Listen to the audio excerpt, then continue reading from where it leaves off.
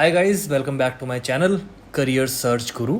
और आज इस वीडियो में आपको बताने जा रहा हूँ interview process for experience candidates. ये आज मैं जो वीडियो बनाने जा रहा हूँ, ये इस वीडियो बेसिकली उन लोगों के लिए है जो लोग कॉल सेंटर में काम कर रहे हैं, यूएस स्टाफिंग में काम कर रहे हैं, किसी भी स्टाफिंग इंडस्ट्री में, किसी भी इंडस्ट्री में काम कर रहे हैं। ये वीडियो आपके लिए है। इसमें मैं आप लोगों को वो बताने जा रहा हूँ जो क्वेश्चंस आपसे पूछे जाते हैं जब आप एक यूएस स्टाफिंग की कंपनी में इंटरव्यू देने जाते हैं। तो चलिए स्टार्ट करते हैं। बेसिकली इस वीडियो में मैं आपको ये नहीं कि वर्ड बाय वर्ड आंसर्स बताऊंगा, इसमें टिप्स एंड ट्रिक्स मैं आपको बताऊंगा कैसे आपको इंटरव्यू क्लियर करना है, कैसे आप कर सकते हैं। तो चलें स्टार्ट करते हैं। पहला क्वेश्चन जो आप लोगों से पूछा जाता है वो सेम होता है, चाहे वो आप फ्रेशर हो, एक्सपीरियंस हो, कोई भी हो। आपसे पहला क्वेश्चन जो पूछा जाएगा वो पूछा जाएगा इंट्रोड्यूस योरसेल्फ। इंट्रोड्यूस योरसेल्फ, इसमें आपसे जो आंसर देना है ये बहुत क्लियर कट आंसर होना चाहिए। अब आपको इसमें ये नहीं बताना है कि मैं वो, मैंने ये किया, मैंने वो किया। नहीं, you need to be very precise about this answer. Name, tell your name.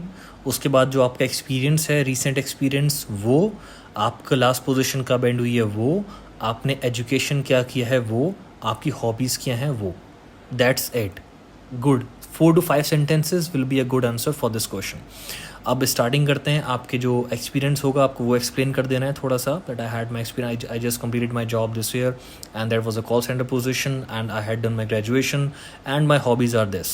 So this will be your clear cut answer for the introduce yourself. Then next question will be your education और experience. आपने क्या experience last में gain किया, आपने कहाँ पे काम किया है, इसका आपको आंसर देना है। आपने लास्ट एक्सपीरियंस जो भी काम किया है, you need to be very, you can say, आपकी जो कम्युनिकेशन स्किल्स होना चाहिए, कम्युनिकेशन होना चाहिए, बहुत अच्छी होना चाहिए।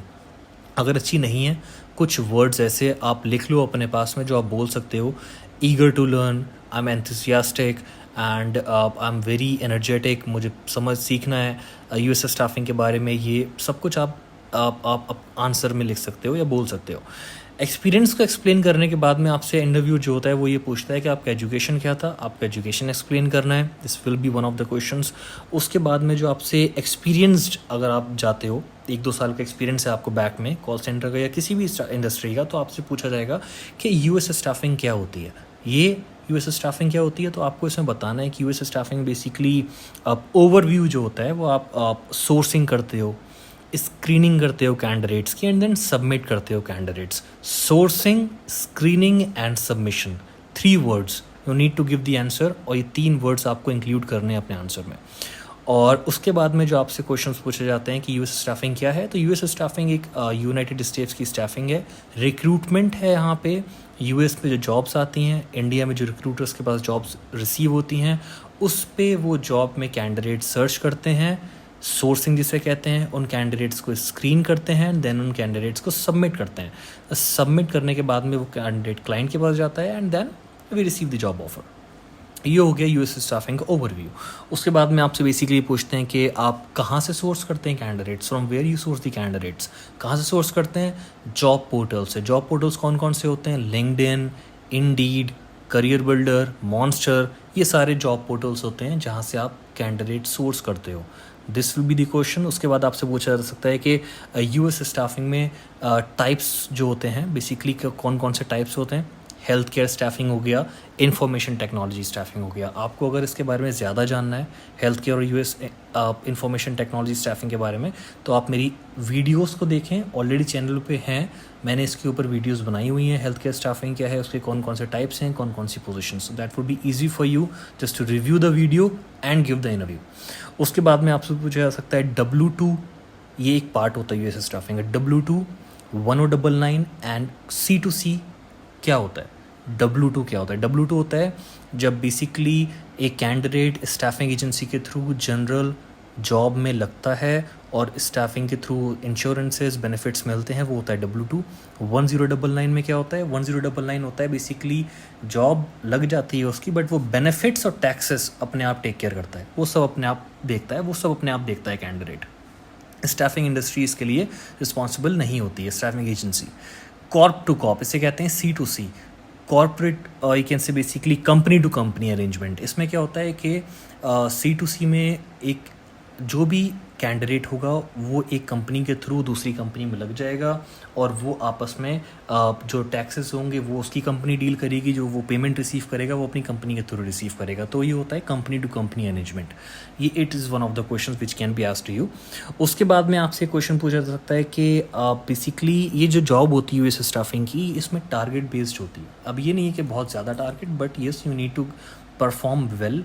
तो आप कैसे अपने टास्क मैनेज करोगे, टाइम कैसे मैनेज करोगे, और मल्टीपल जॉब ओपनिंग्स आपके पास आ गई तो आप उनको कैसे डील करोगे? तो इसका जो बेस्ट आंसर है वो है you need to prioritise your task on the basis of urgency and importance. Which job is important right now, और कौन सी जॉब अर्जेंट है जो क्लाइंट को नीड है, उसके बेसिस पे आप जॉब्स को शॉर्टलिस्ट कर सकते हो और टाइम मैनेज कर सकते हो, और उसके बेसिस पे आप मल्टीपल जॉब ओपनिंग्स पे काम कर सकते हो।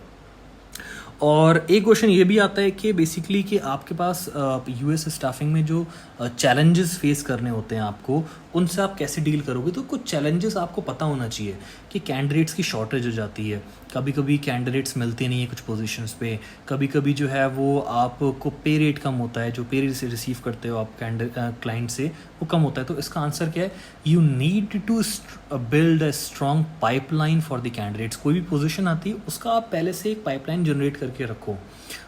3 से 4 कैंडिडेट, 5 कैंडिडेट्स आपके पास होना चाहिए। जैसे ही पोजीशन आएगी you can submit the candidate. तो ये इसका बेस्ट आंसर है, that you need to create a best strong pipeline for the upcoming positions और the positions which you currently have, और उसके बेसिस पे आप इस चीज़ को मैनेज कर सकते हो और इसको ईजिली टास्क को प्रायोरिटाइज कर सकते हो और इस चैलेंज को फेस कर सकते हो। ये कुछ क्वेश्चंस थे जो आपसे रियल टाइम सिचुएशंस में पूछे जाते हैं जब आपसे कोई भी स्टाफिंग एजेंसी में आप इंटरव्यू देने जाते हो, वेदर इट्स हेल्थ केयर और आईटी।